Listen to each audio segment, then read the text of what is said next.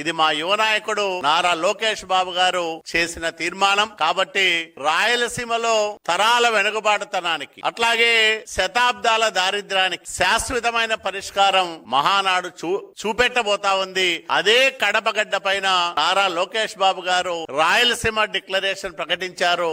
ఆ డిక్లరేషన్ ను అమల్లో భాగంగానే ఈ రోజు డ్రిప్ సబ్సిడీ గాని, పరిశ్రమల ఏర్పాటు గాని, అట్లాగే సాగునీటి రంగంలో హంద్రీనివాకు 3700 కోట్లు ఇవ్వడం గాని చంద్రబాబు నాయుడు గారు తీసుకుంటున్న ప్రత్యేక శ్రద్ధ చర్యలను కూడా నేను మనవి చేస్తా ఉన్నాను. రాయలసీమలో జరుగుతున్న ఈ మహానాడు ద్వారా రాయలసీమకు ఉజ్వల భవిష్యత్తు ఉంటుందని, ఆ భవిష్యత్తుకు బలమైన పునాదికి వేదికగా కడప మహానాడు మారుతుందని నేను రాయలసీమ ప్రజానీకానికి చెప్పదలుచుకున్నా. కాబట్టి ఈ మహానాడు ఒక చారిత్రాత్మకమైన ఘట్టంగా నిలిచిపోతుంది. తెలుగుదేశం పార్టీ చరిత్రలో చేసే తీర్మానాల్లో మేము 11 నెలల్లో సాధించిన విజయాలతో పాటు ప్రజల ఆశలు ఆకాంక్షలు నెరవేర్చడానికి ఆర్థిక సమస్యలను ఏ విధంగా అధిగమిస్తా ఉన్నాం. చంద్రబాబు నాయుడు గారి పరిపాలన దక్షత, పాలనా అనుభవం, ప్రపంచ దేశాల్లో ఆయనకున్న పరిచయాలు, వీటన్నిటిని ఉపయోగించుకొని ఈ రాష్ట్రానికి చంద్రబాబు నాయుడు గారు పెద్ద ఆస్తి.